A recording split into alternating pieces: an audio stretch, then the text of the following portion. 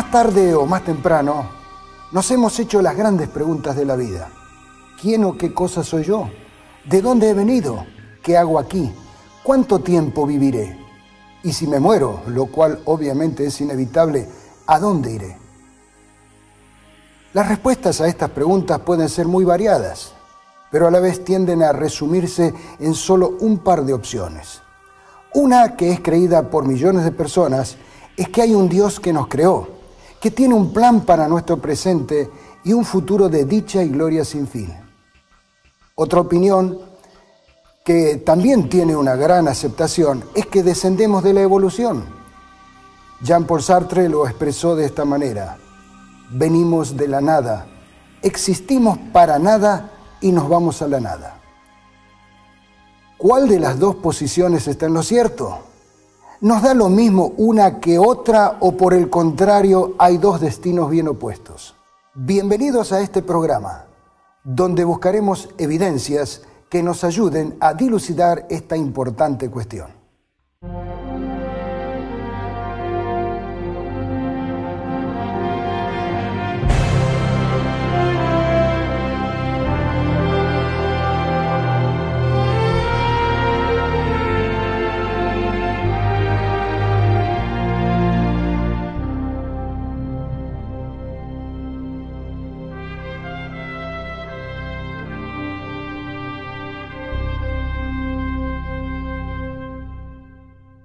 Por supuesto que para tener una respuesta correcta, necesitamos una fuente confiable que diga la verdad.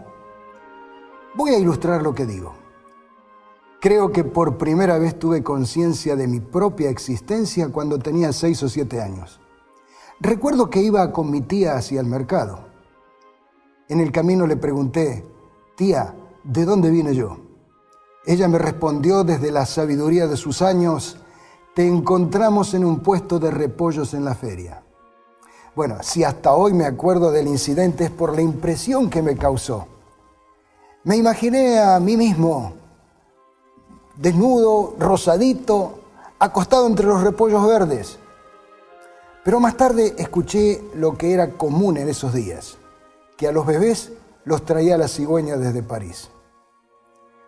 Unos pocos años después, por la escuela, la televisión y la calle, comprendí que me habían engañado, que en realidad no hubo tal cigüeña, sino que todos los humanos descendemos del mono. Sí, en la escuela me cambiaron el animal. Aquí está la razón por la cual hablo de una fuente confiable.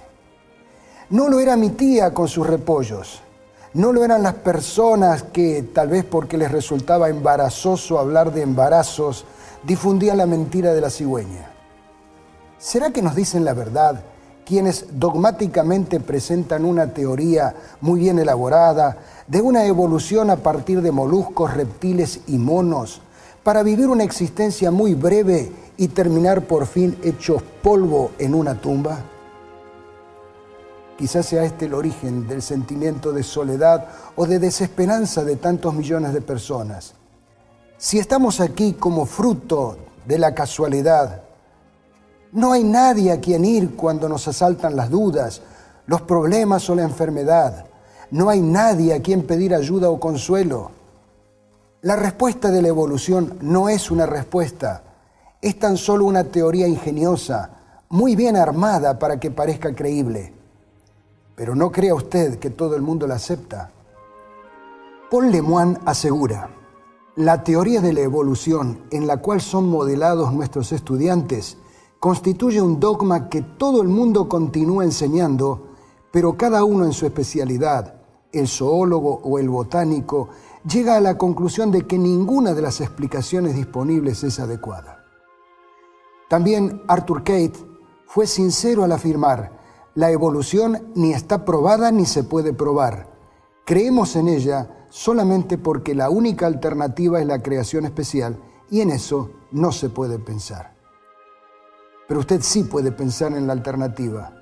Si no hay un mono entre sus ancestros, entonces hay un Dios todopoderoso que tiene las respuestas a sus inquietudes. Claro, usted se podrá preguntar: ¿cómo podemos saber que Dios existe? Permítame decirle que hay por lo menos 3 formas de comprobar la existencia de Dios. En primer lugar, la naturaleza, que la hizo con amor y cuidado.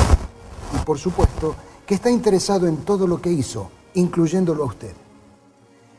Una segunda evidencia de la existencia del Señor son sus providencias. Pregunte a varias personas si han sentido alguna vez la influencia de Dios en su vida. Muchos le dirán que sí, que Dios les ayudó a salir de alguna situación difícil. Si millones pueden testificar que Dios obró en sus vidas, no pueden todos haberse puesto de acuerdo para urdir una fabulosa mentira. En tercer lugar, su autorrevelación por medio de la Biblia. Por ella sabemos cómo es Dios y qué planes tiene para nosotros. Cuando nos preguntamos dónde está la sabiduría, dónde se consigna la verdad,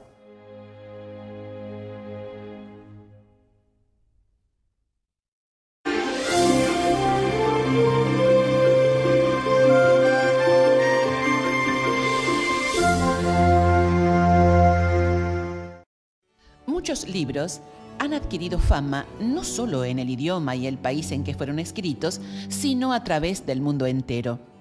Los libros son tal vez los objetos más valiosos de la civilización. En ellos se ha consignado el saber humano y por medio de ellos se ha transmitido el conocimiento de generación en generación con mucha mayor precisión que por medio de la palabra hablada. Si bien es verdad que hoy los medios modernos, especialmente las computadoras, han introducido una variante en la forma de escribirlos y aún de leerlos, todavía seguimos hablando de libros digitales electrónicos, los e-book, o, si es por medio de grabaciones de audio, se los llama audiolibros, dando a la palabra libro el valor que todavía le pertenece. El libro electrónico no es otra cosa que el final de una cadena de transición que comenzó cuando a alguien, en un pasado remoto, se le ocurrió hacer un dibujo para dejar plasmada una idea. Cuando los sistemas de escritura fueron inventados en las antiguas civilizaciones, el hombre utilizó diversos soportes para esa escritura: tablillas de arcilla, ostracas, placas de hueso o marfil, tablas de madera, papiros, tablillas enceradas, planchas de plomo, pieles curtidas, etc. La escritura fue el resultado de un proceso lento de evolución con diversos pasos. Imágenes que reproducían objetos cotidianos, esto es la pictografía y la ideografía, es decir, la representación mediante símbolos, y por fin la reproducción de sílabas y letras. Las más antiguas evidencias de escritura se encuentran en el Antiguo Egipto. Son los jeroglíficos, que era una representación de ideas abstractas, objetos, palabras, sílabas, letras y números. En la antigua Mesopotamia inventaron la escritura cuneiforme. Para ello utilizaban una varilla con sección triangular, que al aplicarla en placas de arcilla fresca dejaba una marca en forma de cuña. La usaron los sumerios, acadios, asirios, hititas, persas, babilonios, etc. Pero el gran salto se dio en las antiguas minas egipcias de cobre y turquesas en un par de valles del Sinaí occidental. Las muchas inscripciones jeroglíficas dejadas por los egipcios en esas minas y cerca de ellas revelan la historia de su explotación con todos sus detalles y también el hecho de que los semitas de Canaán eran usados con frecuencia para trabajar en las minas de los egipcios. Uno de esos cananeos, mientras observaba a los egipcios que usaban los engorrosos jeroglíficos para consignar sus registros, realizó uno de los mayores inventos de todos los tiempos en lo que atañe a la escritura. En realidad, inventó un sistema de escritura que hasta el día de hoy apenas si ha sido mejorado o simplificado: el alfabeto de unos 25 caracteres. Los egipcios y otros pueblos que tenían sistemas de escritura necesitaban de centenares y aún de millares de caracteres diferentes a fin de expresar sus ideas por escrito. Se empleaban símbolos, cada uno de los cuales representaba una sílaba. Por ejemplo, en, ne, in, ni, nen, nan. O una idea completa, tal como el dibujo de un ojo. Luego ese desconocido semita del Sinaí concibió la idea de aislar uno por uno los sonidos consonánticos, empleando un solo carácter para cada consonante, sin relacionarlos con un sonido vocálico. Esto representó un progreso sobre todos los sistemas de escritura, debido a que solo se necesita un pequeño número de caracteres para escribir todo lo que puede expresar la lengua humana. Debe atribuirse a la providencia de Dios el que, poco antes del tiempo de Moisés, este invento se realizara en la vecindad de la región donde él escribió los primeros libros de la Biblia. Si la Biblia hubiese sido escrita en el complicado sistema de los jeroglíficos egipcios o en los caracteres cuneiformes babilonios, que podían ser aprendidos solo después de muchos años de estudio, muy pocos hubieran tenido una oportunidad de leer la Biblia por sí mismos. Por otro lado, un sistema de escritura alfabética con solo unos 25 caracteres resultó tan fácil de aprender que cualquiera podía dominarlo en un corto tiempo y así podía leer la Biblia por sí mismo. Con este maravilloso invento, no se necesitaría mucho tiempo para que el pueblo de Israel aprendiera a leer y escribir. Para escribir los libros, los escribas utilizaban pinceles, plumas o cálamos sobre papiros, hechos de una planta que crece en el río Nilo, o sobre pergaminos que se hacen con cueros de animales. Al principio, los libros no eran otra cosa que un pergamino enrollado. Los libros en forma de rollo fueron más tarde reemplazados por el códex, un libro conformado de páginas y una espina, similar a los libros utilizados hoy en día. El códex o códice fue inventado durante los primeros siglos de nuestra era. Previamente a la invención y adopción de la prensa de impresión, todos los libros eran copiados manualmente, lo que hacía que fuesen caros y escasos. Los libros eran copiados e iluminados, o sea, ilustrados, por monjes en el scriptorium, esto es, la sala de escritura de un monasterio. Las lámparas y las velas estaban prohibidas para evitar los incendios, y los monjes no podían hablar para no cometer errores. Toda comunicación se mantenía mediante signos. Durante la Edad Media, cuando solo las iglesias, universidades y hombres pertenecientes a la nobleza podían adquirir libros, estos eran a menudo puestos bajo llave para evitar su hurto. Estos primeros libros fueron hechos con páginas de pergamino y vítela, pero desde el siglo X estos materiales fueron paulatinamente reemplazados por papel, ideado por los chinos, aunque fueron los árabes quienes transmitieron el proceso de elaboración del lejano oriente a Europa. Aunque se sabe que los chinos crearon el primer libro impreso en el año 868 después de Cristo, fue con la invención de los tipos móviles, hecha hacia 1456 por Johannes Gutenberg en Mainz, Alemania, que la imprenta comenzó su existencia. Gutenberg era un herrero que se dio maña para fabricar los tipos movibles en un material mucho más resistente que las xilografías que se hacían con tipos de madera. Para su primera impresión usó una prensa de vino. Lo que es necesario destacar es que el primer libro que fue impreso por este método fue nada menos que la Biblia. Se hicieron 150 copias. Algunas de ellas pueden todavía encontrarse en bibliotecas muy selectas y, por cierto, en Mainz, en la casa que fue de Gutenberg. La invención de la imprenta permitió el rápido desarrollo del conocimiento, no solo entre las minorías ilustradas de la sociedad, sino que los libros pudieron estar asimismo al alcance de las clases menos pudientes. Y por supuesto, esto vale también para el libro que el gran educador y civilizador argentino Domingo Faustino Sarmiento calificó como el padre de todos los libros. En un artículo de septiembre de 1999, publicado en el periódico británico The Guardian, Martin Kittle escribió: si la celebridad de un individuo consiste en que se escriba un libro sobre él, Jesucristo es aún el personaje que goza de más fama en el mundo actual.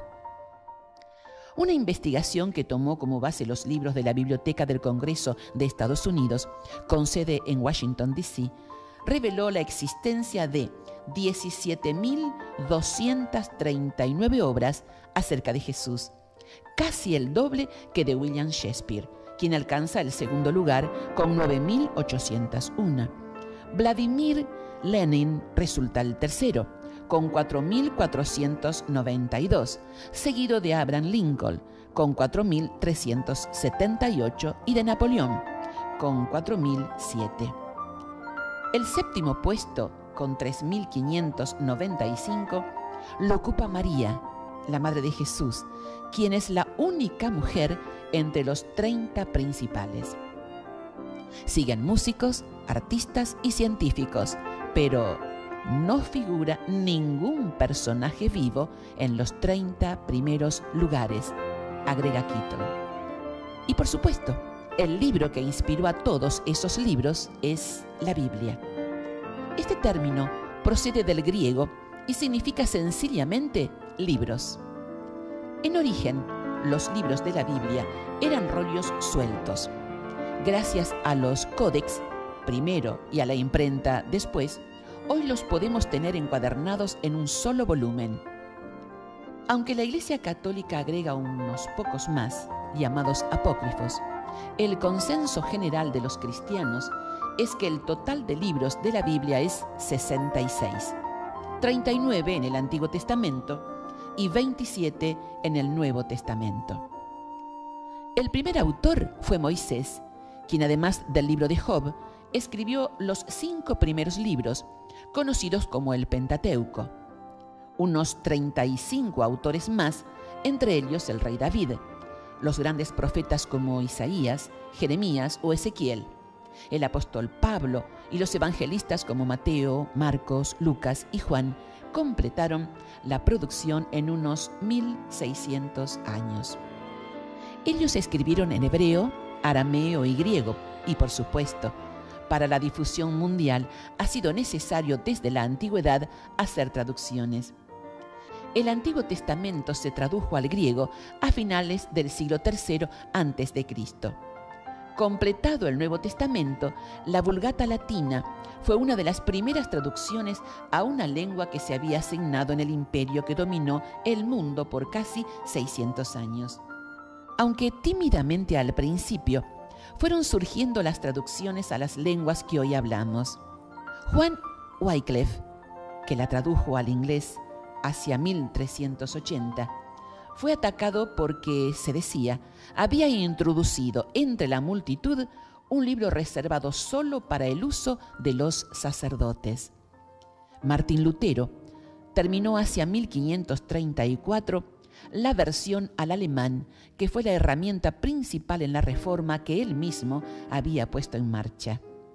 En cuanto a nuestro idioma, es evidente que en España ya en 1233 circulaban traducciones parciales o completas de la Biblia en el idioma del pueblo.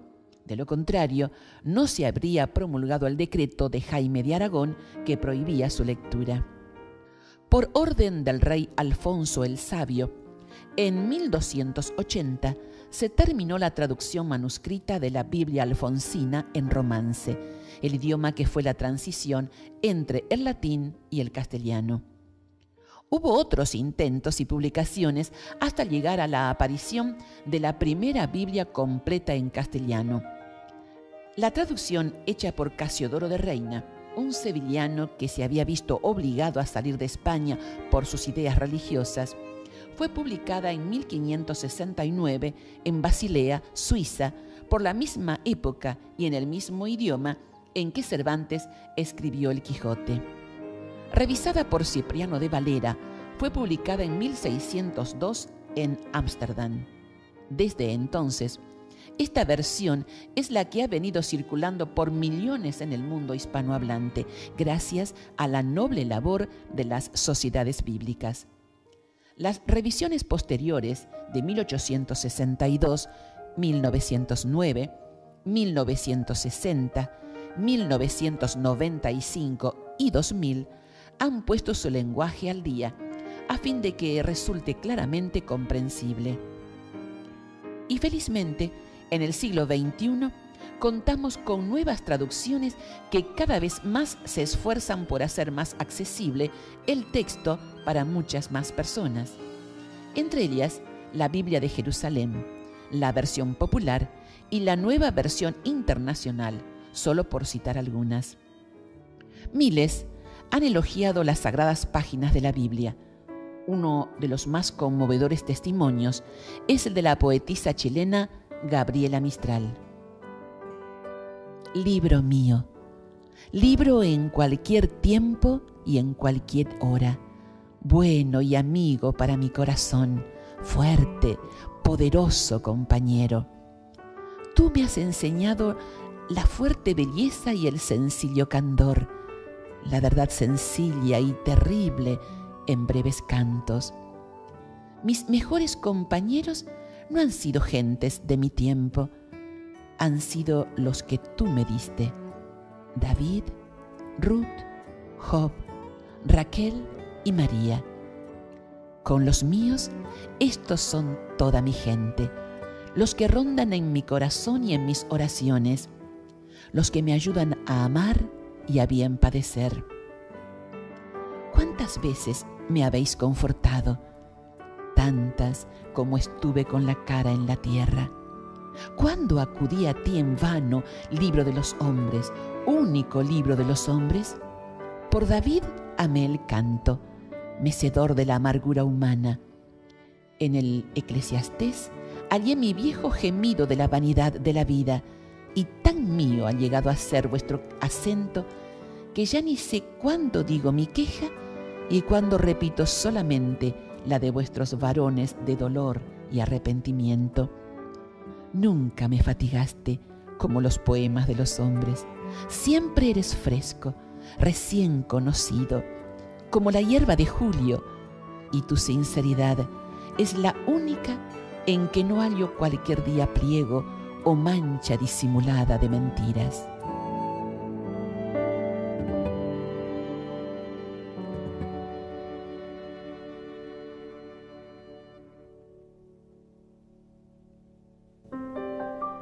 Jesús dijo: tu palabra es la verdad. Pero, ¿cómo podemos saber si la Biblia dice la verdad? Hay por lo menos 4 evidencias. En primer lugar, la evidencia de la ciencia. La Biblia no recogió los errores de su época. ¿Sabía usted que ella se adelantó a la ciencia por medio de asombrosas anticipaciones científicas? Por ejemplo, mientras los antiguos pensaban que la Tierra estaba apoyada sobre columnas o elefantes, o sobre las espaldas de Atlas, que era plana o tal vez la cumbre de una montaña que surgía del mar, los profetas escribieron: Dios está sentado sobre el círculo de la Tierra. Por lo tanto, la Tierra, es redonda. En un libro escrito hace 3.500 años dice: Dios extendió el cielo sobre el vacío y colgó la tierra sobre la nada. Tampoco está apoyada sobre columnas o elefantes, sino que nuestro mundo flota en el espacio. Escrito en el libro de Job está esta otra declaración: al dar peso al viento y poner las aguas por medida. Aquí notamos que el aire tiene peso, es decir, la presión atmosférica que Torricelli descubrió recién en 1643, cuando inventó el barómetro. El sabio Salomón escribió en el libro de Eclesiastés lo siguiente: todos los ríos van al mar, pero el mar no se llena.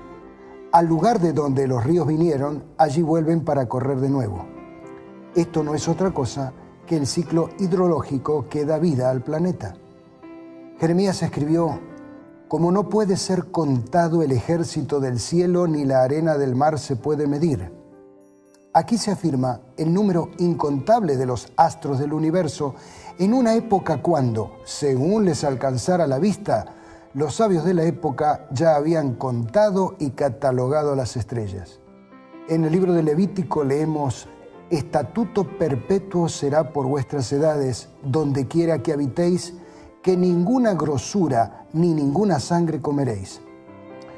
Aquí ya se presentaban métodos de profilaxis de las enfermedades cardiovasculares que son un verdadero azote en este siglo XXI. También había reglas para evitar la propagación de las enfermedades infectocontagiosas, según se lo puede leer en un extenso párrafo del libro de Números. Cuando los procedimientos de curación eran tales que el remedio era peor que la enfermedad, se dieron orientaciones para evitarlas. También podríamos mencionar la importancia de la sangre en el proceso vital. Y desde luego que todos estos ejemplos no han sido expuestos en el lenguaje técnico de la ciencia moderna, sino en términos del mundo elemental de la experiencia cotidiana del hombre. Sin embargo, todos ellos están completamente de acuerdo con los hechos científicos más modernos. El hecho de que la Biblia no aceptara los errores científicos de la época es una prueba de que su autor es alguien superior. Como lo decía San Pablo: toda escritura es inspirada por Dios y es útil para enseñar, reprender, enmendar e instruir en justicia, para que el hombre sea perfecto, cabalmente instruido para toda buena obra. La segunda evidencia es la de la arqueología y la historia. Cuando Sir Isaac Newton escribió su Cronología de los Reinos Antiguos, publicada en 1728, sus fuentes documentales fueron la Biblia y las obras de los escritores clásicos griegos y romanos. Sus conclusiones, deducidas de las partes históricas de la Biblia, han soportado la prueba del tiempo y aún hoy día solo necesitan ligeros retoques. En cambio, resultó completamente errónea su reconstrucción de la historia antigua, para la cual dependió de la información clásica secular. A comienzos del siglo XIX, las fuentes disponibles para el investigador de la historia antigua eran oscuras y vagas, también distorsionadas y erróneas, y contenían grandes lagunas que no eran reconocibles. Esta época coincide con el comienzo del evolucionismo y la negación de la Biblia.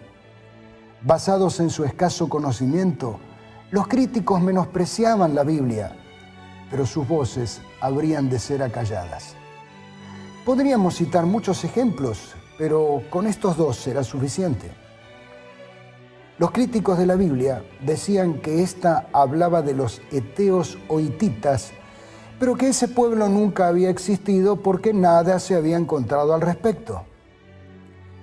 Pero en el año 1834, Charles Félix Tessier descubrió las ruinas de una antigua ciudad cerca de la aldea turca de Bogaskoy. Estudios posteriores demostraron que era nada menos que su capital, Hattusas.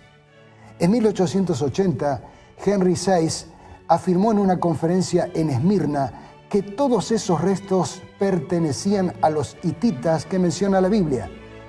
En 1888, Carl Humann y Felix von Luschen dirigen unas excavaciones en Sendhir y descubren una fortaleza hitita con numerosos bajorrelieves y toneladas de esculturas y vasijas de barro cocido.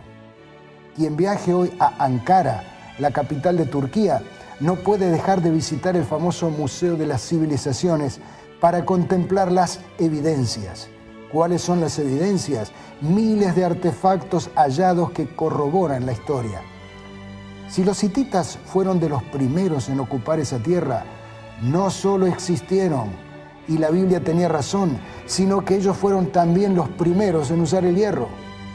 Como muchos saben hoy en día, la civilización de los hititas abarcó gran parte del territorio del Asia Menor. Hablemos de un segundo ejemplo. En Isaías capítulo 20, versículo 1, se menciona al rey Sargón. Nada se sabía acerca de él. Sin embargo, entre los años 1842 y 1844, el arqueólogo francés Paul-Émile Botta descubrió la ciudad capital que bajo el nombre de Dur-Sarraquín, que quiere decir la fortaleza de Sargón, este rey Sargón había construido y se la conoce hoy en día como Khorrazsabat. Entre los edificios se encontraba el palacio con esculturas magníficas. Entre las piezas más pesadas del famoso Museo Británico, a donde fueron llevadas buena parte de lo que allí se encontró, hay un par de figuras colosales de toros alados con cabeza humana, que son las que estamos viendo ahora. Eran figuras mágicas que custodiaban la entrada a la ciudadela.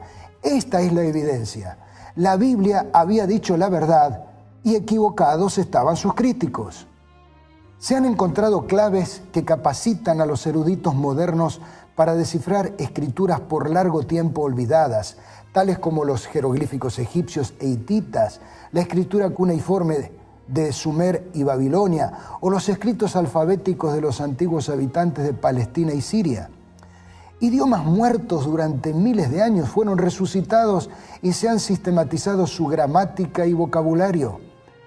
Las arenas de Egipto y las ruinas del Asia Occidental revelaron una riqueza de material literario que había estado oculto y preservado durante milenios. Fueron sacados a la luz sus templos y palacios arruinados, fueron halladas sus escuelas, bibliotecas y tumbas, entregaron sus secretos por largo tiempo guardados y contribuyeron al rápidamente creciente aumento del conocimiento en cuanto al mundo antiguo, un mundo en el cual vivieron los personajes de la Biblia y en el cual se produjeron sus sagradas páginas. Se han gastado millones de dólares para recuperar el antiguo Oriente. Nobles eruditos han dado su riqueza y en muchos casos su vida por este propósito. Y se han escrito miles de voluminosos tomos para registrar los hallazgos del último siglo y medio. Se puede ver la providencia de Dios en ese progreso.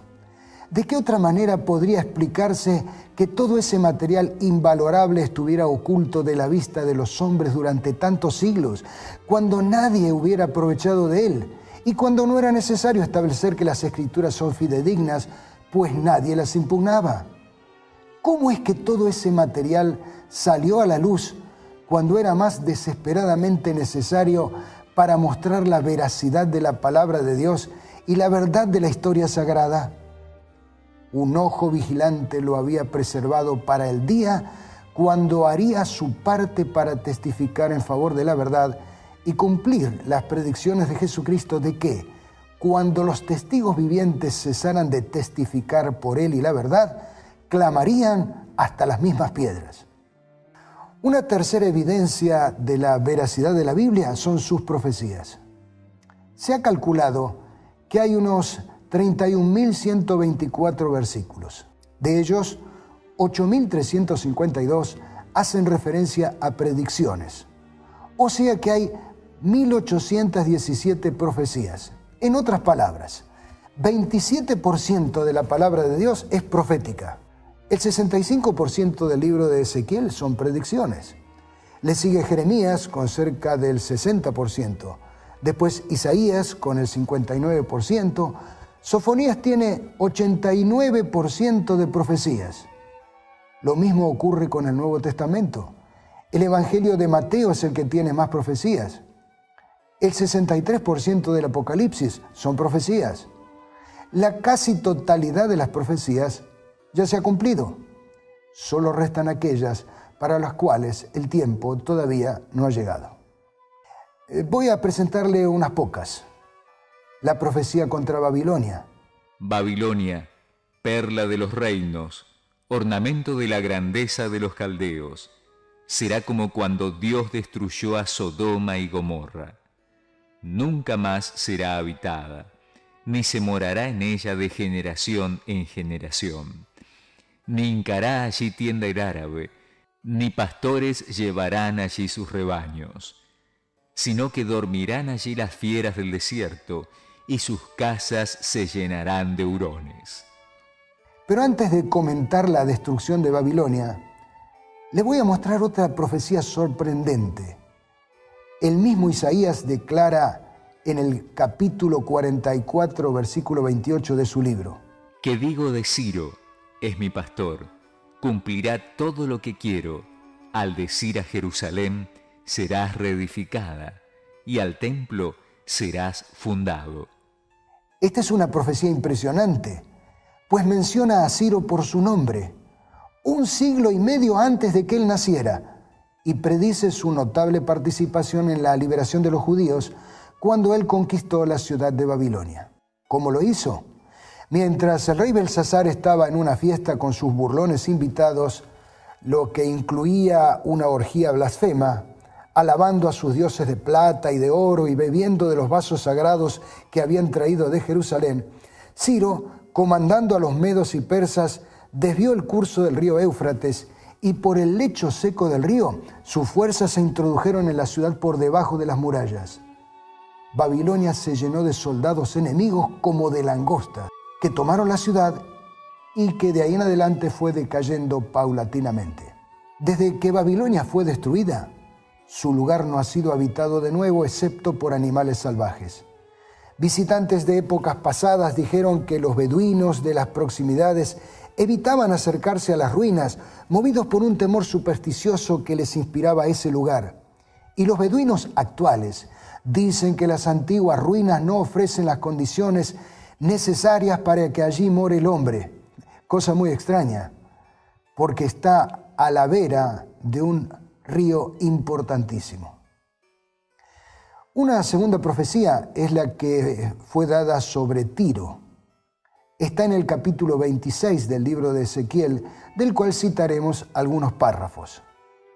Por cuanto dijo Tiro contra Jerusalén, así ha dicho Jehová el Señor: He aquí yo estoy contra ti, oh Tiro, y haré subir contra ti muchas naciones, como el mar hace subir sus olas.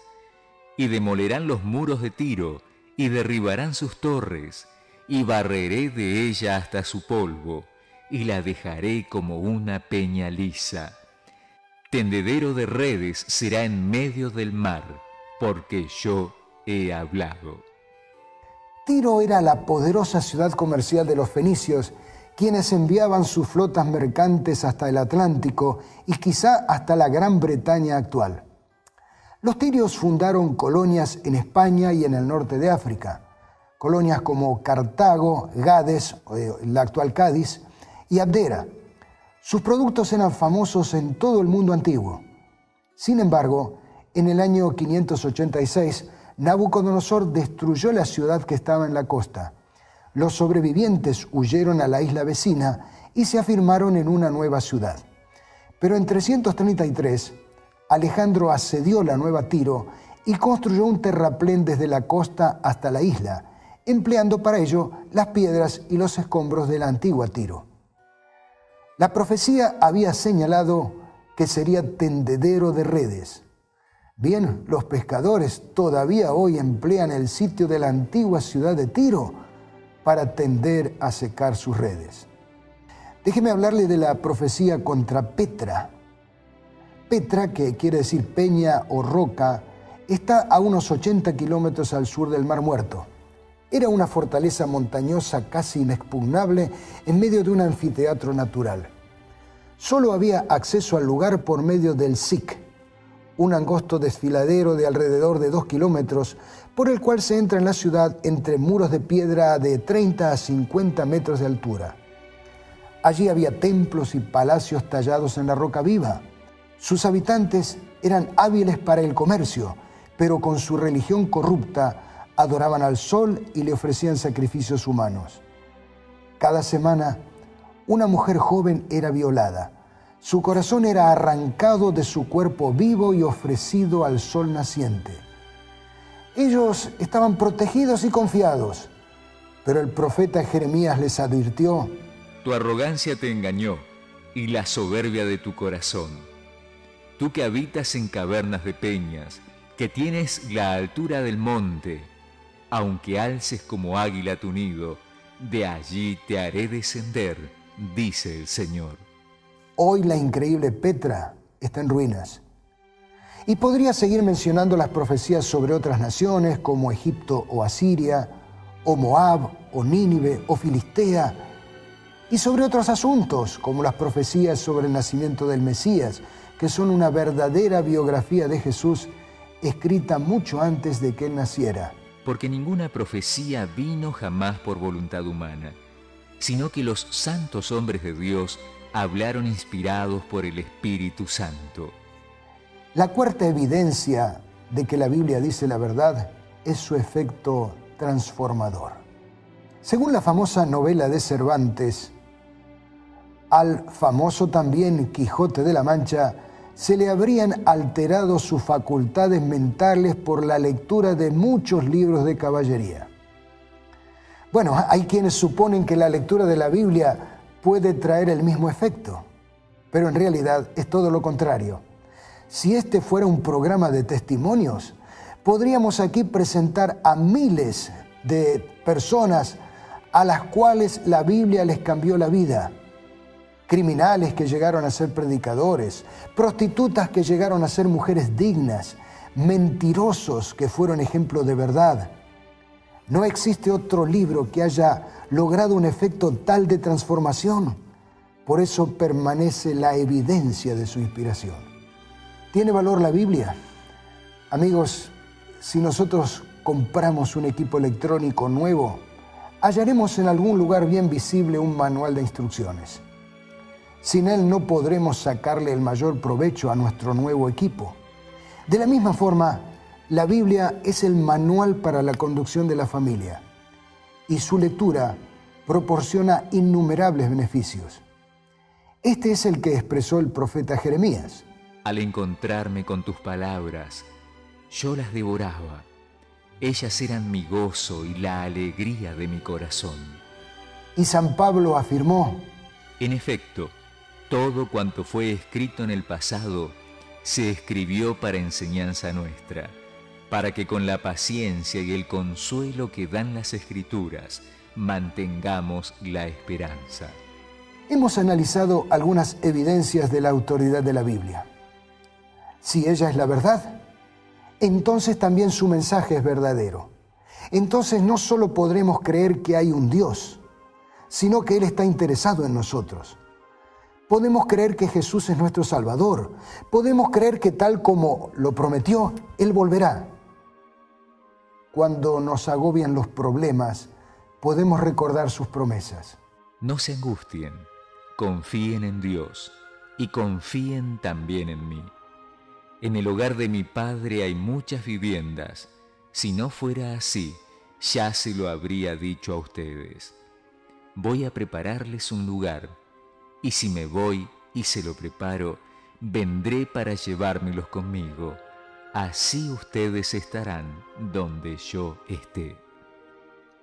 Podemos creer que su venida está próxima, porque varias de las profecías son las señales que Jesús mismo anticipó. Ustedes oirán de guerras y de rumores de guerras, pero procuren no alarmarse. Es necesario que eso suceda, pero no será todavía el fin. Se levantará nación contra nación y reino contra reino. Habrá hambres y terremotos por todas partes. Si la Biblia es la verdad, entonces pronto volverá Jesús para establecer su reino. Juan contempló su establecimiento de esta forma. Después vi un cielo nuevo y una tierra nueva, porque el primer cielo y la primera tierra habían dejado de existir, lo mismo que el mar. Vi además la ciudad santa, la nueva Jerusalén, que bajaba del cielo, procedente de Dios, preparada como una novia hermosamente vestida para su prometido. Oí una potente voz que provenía del trono y decía: Aquí, entre los seres humanos, está la morada de Dios. Él acampará en medio de ellos, y ellos serán su pueblo. Dios mismo estará con ellos, y será su Dios. Él les enjugará toda lágrima de los ojos. Ya no habrá muerte, ni llanto, ni lamento, ni dolor, porque las primeras cosas han dejado de existir. El que estaba sentado en el trono dijo: Yo hago nuevas todas las cosas. Y añadió: Escribe, porque estas palabras son verdaderas y dignas de confianza. Sí, mis amigos, la Biblia es la verdad. Donoso Cortés, un orador y publicista español, dijo al asumir una cátedra: Libro prodigioso aquel, señores, en que el género humano comenzó a leer 33 siglos ha, y con leer en él todos los días, todas las noches y todas las horas, aún no ha acabado su lectura.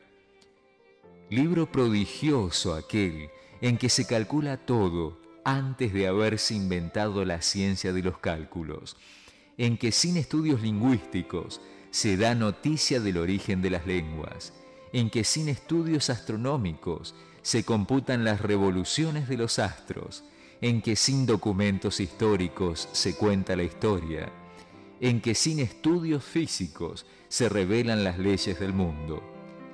Libro prodigioso aquel que lo ve todo y que lo sabe todo, que sabe los pensamientos que se levantan en el corazón del hombre y los que están presentes en la mente de Dios, que ve lo que pasa en los abismos del mar y lo que sucede en los abismos de la tierra, que cuenta o predice todas las catástrofes de las gentes y en donde se encierran y atesoran todos los tesoros de la misericordia, todos los tesoros de la justicia y todos los tesoros de la venganza.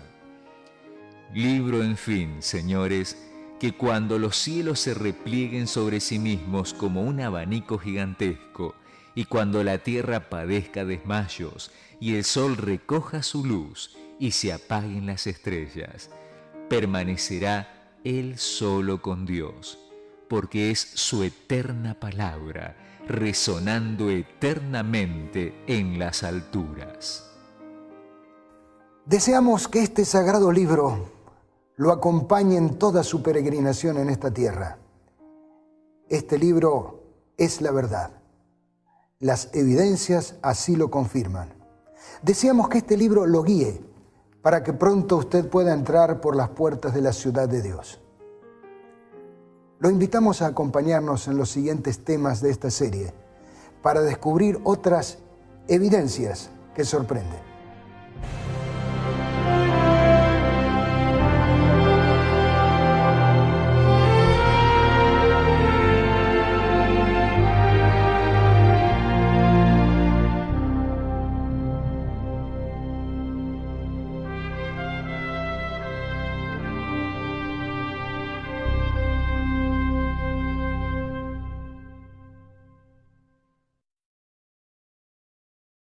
Salomón escribió en el libro de Eclesiastés lo siguiente: todos los ríos van al mar, pero el mar no se llena. Al lugar de donde los ríos vinieron, allí vuelven para correr de nuevo. Esto no es otra cosa que el ciclo hidrológico que da vida al planeta.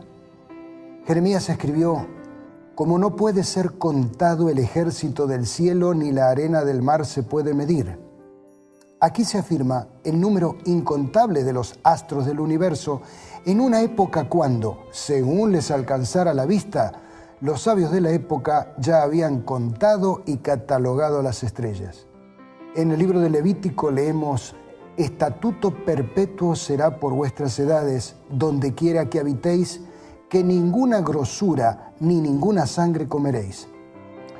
Aquí ya se presentaban métodos de profilaxis de las enfermedades cardiovasculares que son un verdadero azote en este siglo XXI. También había reglas para evitar la propagación de las enfermedades infectocontagiosas, según se lo puede leer en un extenso párrafo del libro de Números. Cuando los procedimientos de curación eran tales que el remedio era peor que la enfermedad, se dieron orientaciones para evitarlas.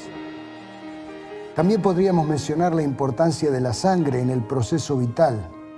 Y desde luego que todos estos ejemplos no han sido expuestos en el lenguaje técnico de la ciencia moderna, sino en términos del mundo elemental de la experiencia cotidiana del hombre.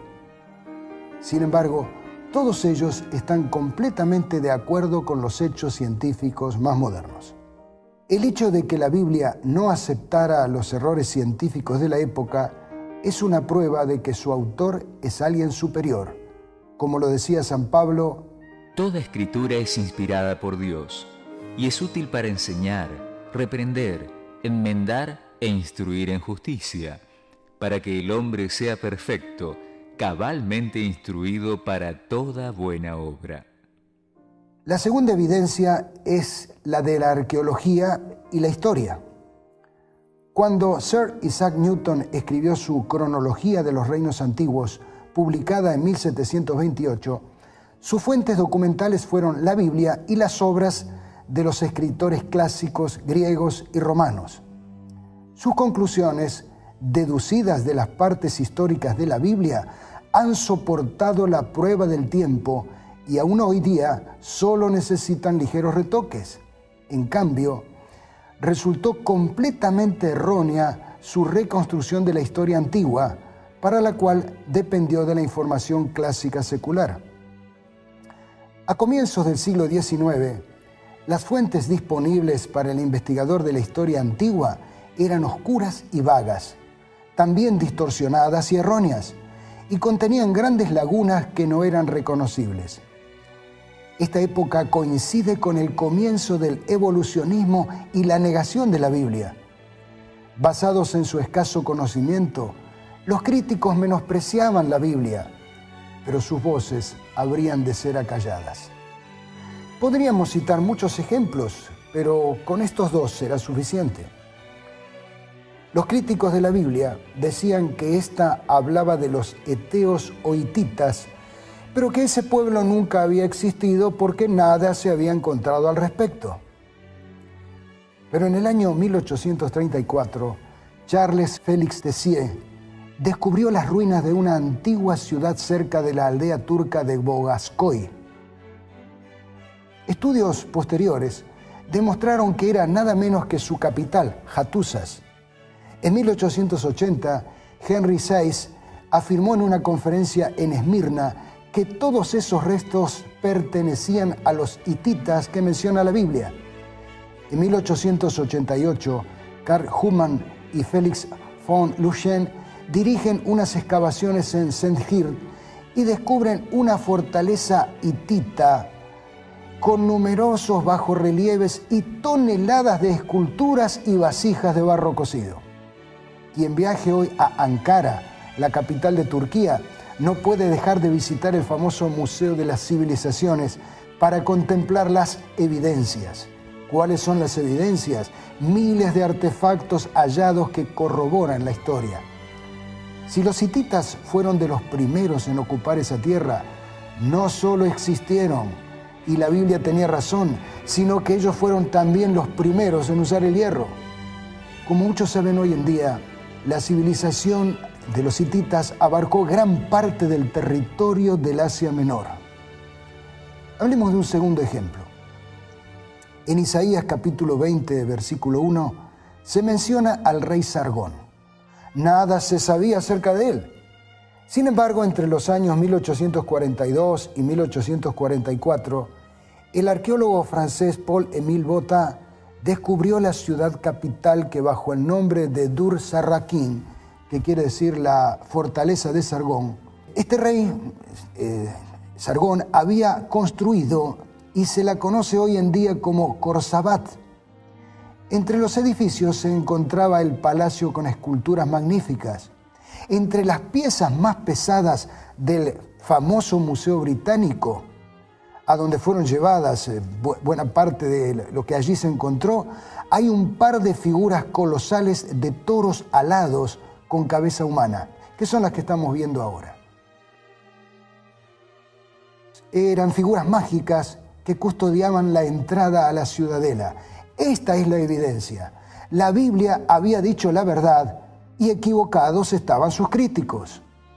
Se han encontrado claves que capacitan a los eruditos modernos para descifrar escrituras por largo tiempo olvidadas, tales como los jeroglíficos egipcios e hititas, la escritura cuneiforme de Sumer y Babilonia, o los escritos alfabéticos de los antiguos habitantes de Palestina y Siria. Idiomas muertos durante miles de años fueron resucitados y se han sistematizado su gramática y vocabulario. Las arenas de Egipto y las ruinas del Asia Occidental revelaron una riqueza de material literario que había estado oculto y preservado durante milenios. Fueron sacados a la luz sus templos y palacios arruinados, fueron halladas sus escuelas, bibliotecas y tumbas, entregaron sus secretos por largo tiempo guardados y contribuyeron al rápidamente creciente aumento del conocimiento en cuanto al mundo antiguo, un mundo en el cual vivieron los personajes de la Biblia y en el cual se produjeron sus sagradas páginas. Se han gastado millones de dólares para recuperar el antiguo Oriente. Nobles eruditos han dado su riqueza y en muchos casos su vida por este propósito, y se han escrito miles de voluminosos tomos para registrar los hallazgos del último siglo y medio. Se puede ver la providencia de Dios en ese progreso. ¿De qué otra manera podría explicarse que todo ese material invalorable estuviera oculto de la vista de los hombres durante tantos siglos, cuando nadie hubiera aprovechado de él y cuando no era necesario establecer que las Escrituras son fidedignas, pues nadie las impugnaba? ¿Cómo es que todo ese material salió a la luz cuando era más desesperadamente necesario para mostrar la veracidad de la palabra de Dios y la verdad de la historia sagrada? Un ojo vigilante lo había preservado para el día cuando haría su parte para testificar en favor de la verdad y cumplir las predicciones de Jesucristo de que, cuando los testigos vivientes cesaran de testificar por él y la verdad, clamarían hasta las mismas piedras. Una tercera evidencia de la veracidad de la Biblia son sus profecías. Se ha calculado que hay unos 31.124 versículos. De ellos, 8.352 hacen referencia a predicciones. O sea que hay 1.817 profecías. En otras palabras, 27% de la palabra de Dios es profética. El 65% del libro de Ezequiel son predicciones. Le sigue Jeremías con cerca del 60%. Después Isaías con el 59%. Sofonías tiene 89% de profecías. Lo mismo ocurre con el Nuevo Testamento. El Evangelio de Mateo es el que tiene más profecías. El 63% del Apocalipsis son profecías. La casi totalidad de las profecías ya se ha cumplido. Solo restan aquellas para las cuales el tiempo todavía no ha llegado. Voy a presentarle unas pocas. La profecía contra Babilonia. Babilonia, perla de los reinos, ornamento de la grandeza de los caldeos, será como cuando Dios destruyó a Sodoma y Gomorra. Nunca más será habitada, ni se morará en ella de generación en generación. Ni hincará allí tienda el árabe, ni pastores llevarán allí sus rebaños, sino que dormirán allí las fieras del desierto, y sus casas se llenarán de hurones. Pero antes de comentar la destrucción de Babilonia, le voy a mostrar otra profecía sorprendente. El mismo Isaías declara en el capítulo 44, versículo 28 de su libro: ¿Qué digo de Ciro? Es mi pastor, cumplirá todo lo que quiero. Al decir a Jerusalén, serás reedificada, y al templo serás fundado. Esta es una profecía impresionante, pues menciona a Ciro por su nombre, 1 siglo y medio antes de que él naciera, y predice su notable participación en la liberación de los judíos cuando él conquistó la ciudad de Babilonia. ¿Cómo lo hizo?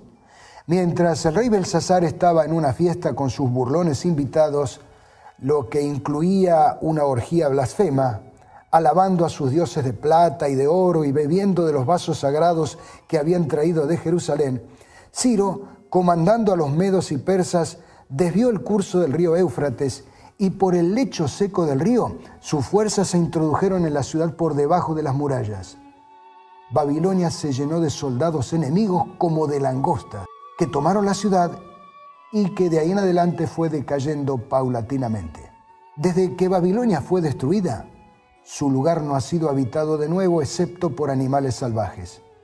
Visitantes de épocas pasadas dijeron que los beduinos de las proximidades evitaban acercarse a las ruinas, movidos por un temor supersticioso que les inspiraba ese lugar.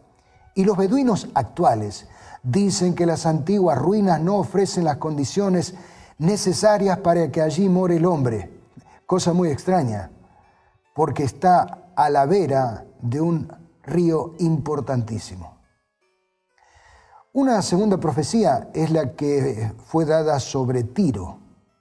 Está en el capítulo 26 del libro de Ezequiel, del cual citaremos algunos párrafos.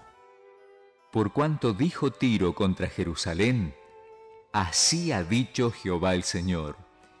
He aquí yo estoy contra ti, oh Tiro, y haré subir contra ti muchas naciones, como el mar hace subir sus olas.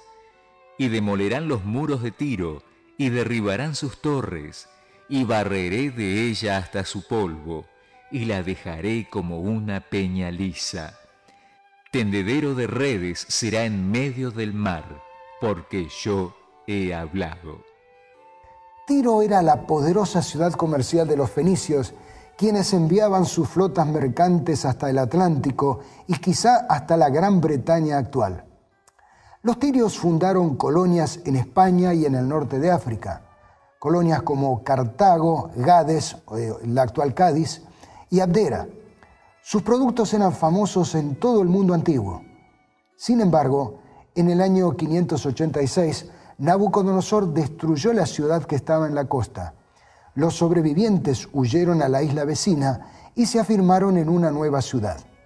Pero en 333, Alejandro asedió la nueva Tiro y construyó un terraplén desde la costa hasta la isla, empleando para ello las piedras y los escombros de la antigua Tiro.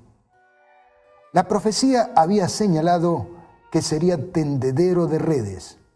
Bien, los pescadores todavía hoy emplean el sitio de la antigua ciudad de Tiro para tender a secar sus redes. Déjeme hablarle de la profecía contra Petra. Petra, que quiere decir peña o roca, está a unos 80 kilómetros al sur del Mar Muerto. Era una fortaleza montañosa casi inexpugnable en medio de un anfiteatro natural. Solo había acceso al lugar por medio del Sic, un angosto desfiladero de alrededor de 2 kilómetros, por el cual se entra en la ciudad entre muros de piedra de 30 a 50 metros de altura. Allí había templos y palacios tallados en la roca viva. Sus habitantes eran hábiles para el comercio, pero con su religión corrupta adoraban al sol y le ofrecían sacrificios humanos. Cada semana, una mujer joven era violada. Su corazón era arrancado de su cuerpo vivo y ofrecido al sol naciente. Ellos estaban protegidos y confiados, pero el profeta Jeremías les advirtió: Tu arrogancia te engañó y la soberbia de tu corazón. Tú que habitas en cavernas de peñas, que tienes la altura del monte, aunque alces como águila tu nido, de allí te haré descender, dice el Señor. Hoy la increíble Petra está en ruinas. Y podría seguir mencionando las profecías sobre otras naciones como Egipto o Asiria, o Moab, o Nínive, o Filistea, y sobre otros asuntos como las profecías sobre el nacimiento del Mesías, que son una verdadera biografía de Jesús escrita mucho antes de que él naciera. Porque ninguna profecía vino jamás por voluntad humana, sino que los santos hombres de Dios hablaron inspirados por el Espíritu Santo. La cuarta evidencia de que la Biblia dice la verdad es su efecto transformador. Según la famosa novela de Cervantes, al famoso también Quijote de la Mancha se le habrían alterado sus facultades mentales por la lectura de muchos libros de caballería. Bueno, hay quienes suponen que la lectura de la Biblia puede traer el mismo efecto. pero en realidad es todo lo contrario. Si este fuera un programa de testimonios, podríamos aquí presentar a miles de personas a las cuales la Biblia les cambió la vida. Criminales que llegaron a ser predicadores, prostitutas que llegaron a ser mujeres dignas, mentirosos que fueron ejemplo de verdad. No existe otro libro que haya logrado un efecto tal de transformación. Por eso permanece la evidencia de su inspiración. ¿Tiene valor la Biblia?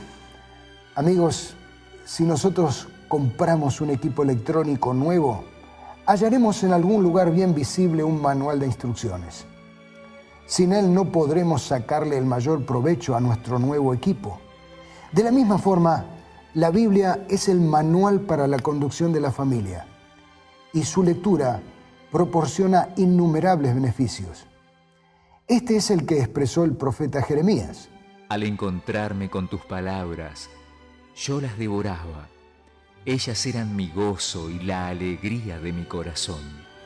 Y San Pablo afirmó: en efecto, todo cuanto fue escrito en el pasado se escribió para enseñanza nuestra, para que con la paciencia y el consuelo que dan las Escrituras mantengamos la esperanza. Hemos analizado algunas evidencias de la autoridad de la Biblia. Si ella es la verdad, entonces también su mensaje es verdadero. Entonces no solo podremos creer que hay un Dios, sino que Él está interesado en nosotros. Podemos creer que Jesús es nuestro Salvador. Podemos creer que tal como lo prometió, Él volverá. Cuando nos agobian los problemas, podemos recordar sus promesas. No se angustien, confíen en Dios y confíen también en mí. En el hogar de mi Padre hay muchas viviendas. Si no fuera así, ya se lo habría dicho a ustedes. Voy a prepararles un lugar, y si me voy y se lo preparo, vendré para llevármelos conmigo. Así ustedes estarán donde yo esté. Podemos creer que su venida está próxima, porque varias de las profecías son las señales que Jesús mismo anticipó. Ustedes oirán de guerras y de rumores de guerras, pero procuren no alarmarse. Es necesario que eso suceda, pero no será todavía el fin. Se levantará nación contra nación y reino contra reino. Habrá hambres y terremotos por todas partes. Si la Biblia es la verdad, entonces pronto volverá Jesús para establecer su reino. Juan contempló su establecimiento de esta forma. Después vi un cielo nuevo y una tierra nueva, porque el primer cielo y la primera tierra habían dejado de existir, lo mismo que el mar. Vi además la ciudad santa, la nueva Jerusalén, que bajaba del cielo, procedente de Dios, preparada como una novia hermosamente vestida para su prometido. Oí una potente voz que provenía del trono y decía: aquí, entre los seres humanos, está la morada de Dios. Él acampará en medio de ellos, y ellos serán su pueblo. Dios mismo estará con ellos, y será su Dios. Él les enjugará toda lágrima de los ojos. Ya no habrá muerte, ni llanto, ni lamento, ni dolor, porque las primeras cosas han dejado de existir. El que estaba sentado en el trono dijo: yo hago nuevas todas las cosas. Y añadió: escribe, porque estas palabras son verdaderas y dignas de confianza. Sí, mis amigos, la Biblia es la verdad.